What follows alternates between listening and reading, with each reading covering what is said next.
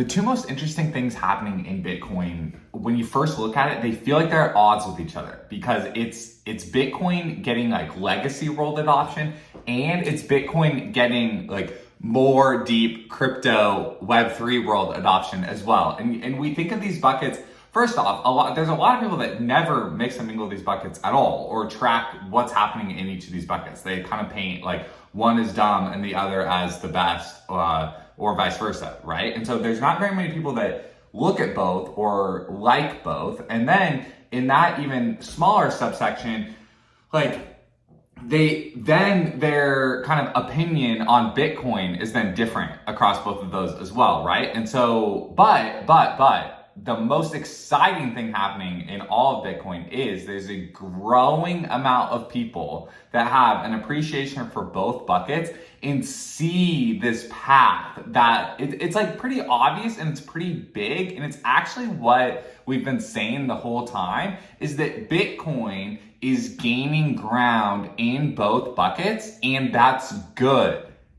Let's talk about the legacy bucket first. Just the Bitcoin ETFs are smashing records, okay? Just go on Twitter, go on financial media, it's smashing records. Like the pace at which they're accumulating assets and accumulating inbound flows is smashing previous ETF records, and they're continually climbing into the ranks of like the highest volume ETFs on random days, okay? And then you see that graphic next to each other of like, how many Bitcoin the ETFs bought yesterday, and then how many Bitcoin were produced yesterday. Like that's classic Bitcoin supply and demand number go up, just juice. Classic, just very classic, okay? And so if you can wrap your head around an ETF is a neutral to good corporate layer 2 of Bitcoin that is truly effectively like Wall Street bending the knee and realizing that Bitcoin is a better asset than everything else they have going on,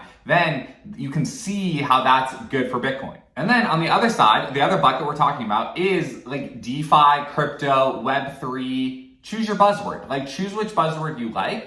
Bitcoin is taking ground in that world. I've talked about how I've been watching YouTube videos about Bitcoin since 2015. And a big thing that used to be repeated back in the day was Bitcoin, buying Bitcoin is more positive because anything happening in altcoin or other blockchain land is going to come to Bitcoin. It's going to come to Bitcoin. It's going to come to Bitcoin. So give it a chance to just like figure out whatever it is that it's doing, and the best use cases will come to Bitcoin. That's happening in real time. Like everything, all the energy around ordinals, BitVM, and laying more data onto Bitcoin is all funneling the best use cases of what has been happening in DeFi and Web3 land, getting it tighter and tighter integrated to Bitcoin. One of the reasons why I'm most excited about this is because Bitcoin is my base currency. Again, talking about both buckets, Bitcoin is my base currency against my legacy, like the way that I think about my legacy bank accounts and my legacy retirement, like all of my like kind of day-to-day personal finance account structures,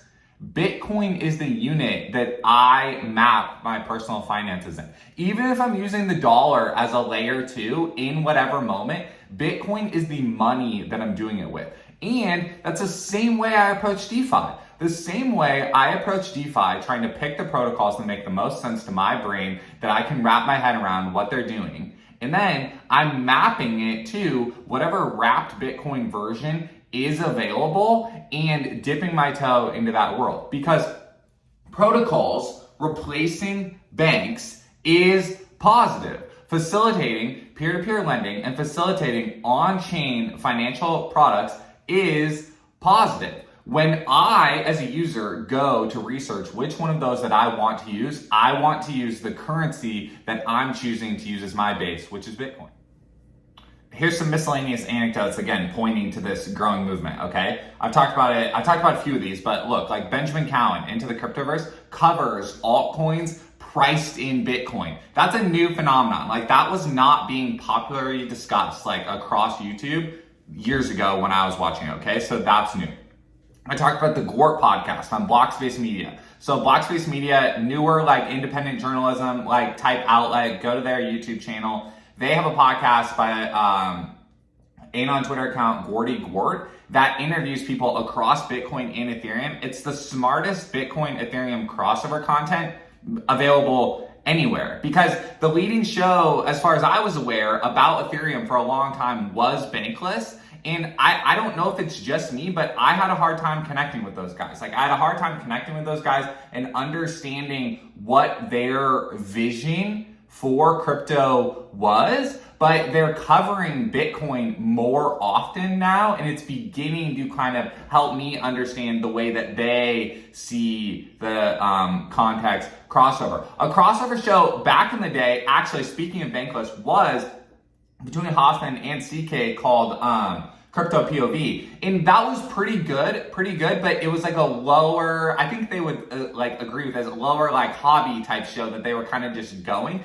that didn't gain like popular traction. And so I literally would say like the Gort show is a popular version of what that was, and I think it's desperately needed, because users are just looking at the entire landscape way different than like quote unquote like builders or insiders or whatever, okay? Users are just looking at everything out there and being like, what is useful to me in my personal finances? So those are other things pointing to kind of this growing desire for, I guess some people would call it like Bitcoin season 2, but some people are just this growing desire to think about all of it differently. The way that I phrased it and talked about it is like, I just want something, I want like a new and refreshed products that help me execute my personal finances more. Like, I came out of the ideology and philosophy of Bitcoin, and all that's still there.